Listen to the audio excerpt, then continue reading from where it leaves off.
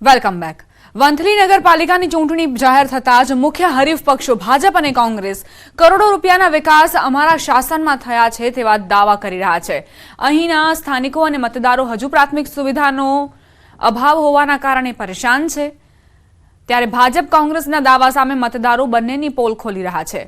ખાસ તો અહીં જાહેર શૌચાલયની સુવિધા નથી, સાંકડા રસ્તાને લઈ ટ્રાફિક જામની કાયમી માથાકૂટ રહે છે। નાના માણસો આજે પણ બીપીએલ કાર્ડ માટે ધક્કા ખાઈ રહ્યા છે। ભાજપ કોંગ્રેસના વિકાસના દાવા વચ્ચે હજુ પણ વંથલીના લોકો પીડાઈ રહ્યા છે।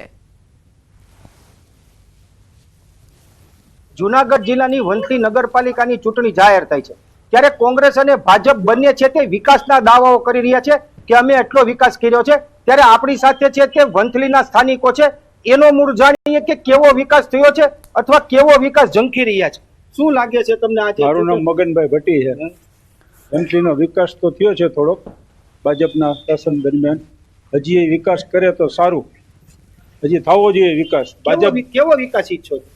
એટલે ગામની અંદર રોડ સારા બનવા જોઈએ, પાણીની વ્યવસ્થા હરકી હોવી જોઈએ। ત્યાં ધક્કા ખવડાવે નગર પંચાયત હરિભાઈ લાખાભાઈ બસ।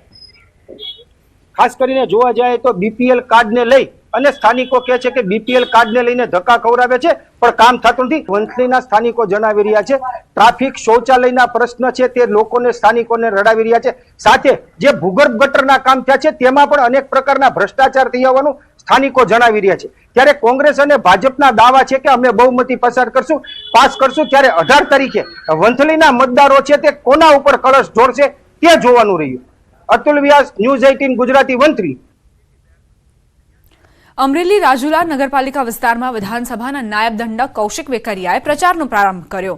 1 થી 6 વોર્ડમાં કાર્યાલય ઉદ્ઘાટન કરવા વિધાનસભાના મુખ્ય નાયબ દંડક કૌશિક વેકરિયા પહોંચ્યા હતા। વાજતે ગાજતે સામૈયા કરી ફટાકડા ફોડી કૌશિક વેકરિયા અને ધારાસભ્ય હીરા સોલંકીનું ભવ્ય સ્વાગત કરાયું।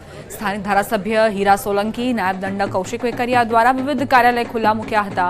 કૌશિક વેકરિયાએ કહ્યું, કમળ 16 એકડાએ ખીલવાનું છે। માઇક્રો મેનેજમેન્ટથી કામ કરવા કાર્યકરોને માર્ગદર્શન પણ આપ્યું।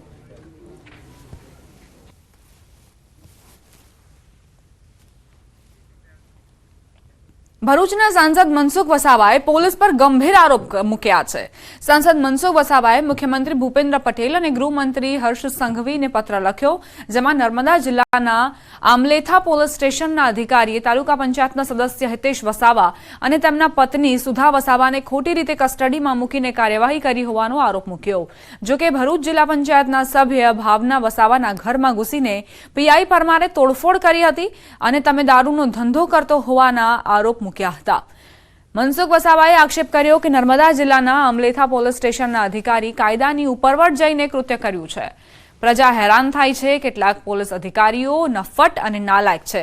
બંને જિલ્લાના પોલીસ અધિકારી પર કાનૂની કાર્યવાહી કરવા સાંસદ મનસુખ વસાવાએ માંગ કરી। અધિકારીઓ પ્રજાને રંજાડતા હોય અને તેમાં ચૂંટાયેલા પ્રતિનિધિ ને અરેસ્ટ કરીને જેલમાં મૂકે એ તો બહુ મોટું દુઃખ બાબત છે। અહીંયા ઢોલારમાં આપણા હિતેશભાઈને જે જેલમાં મૂક્યો, કસ્ટડીમાં મૂક્યો, એ જ રીતના ભરૂચ જિલ્લામાં જિલ્લા પંચાયતની સભ્ય જે મહિલા છે એના ઘરમાં પોલીસ જાય, રેડ કરે અને કે તમે દારૂના ધંધા કરો છો, આમ કરો છો, અને એના તઈ લગ્ન પ્રસંગ આ 16 તારીખે એની નાની બહેનના લગ્ન છે। તો આવા સમય આ નકપટ અને નાલાયક અધિકારીઓ છે કે જેના તે લગ્ન પ્રસંગ હોય અને જે જિલ્લા પંચાયતની સભ્ય છે ને ભૂતપૂર્વ સરપંચ એ એના પપ્પા હતા, એને મમ્મી પણ ભૂતપૂર્વ સરપંચ હતી, તો આની સાથે આ પ્રકારનું જે વર્તન કરે અને બાકીના અંગારેશ્વર ગામના જે સરપંચ હતા, આદિવાસી સરપંચ, ને ખાસ કરીને આ નાલાયક જે પોલીસ વાળા છે એ આદિવાસી કે ગરીબ જે પ્રજા છે એમના પર રંજાડે છે। એટલા માટે મુખ્યમંત્રીને પત્ર લખવાની ફરજ પડે છે।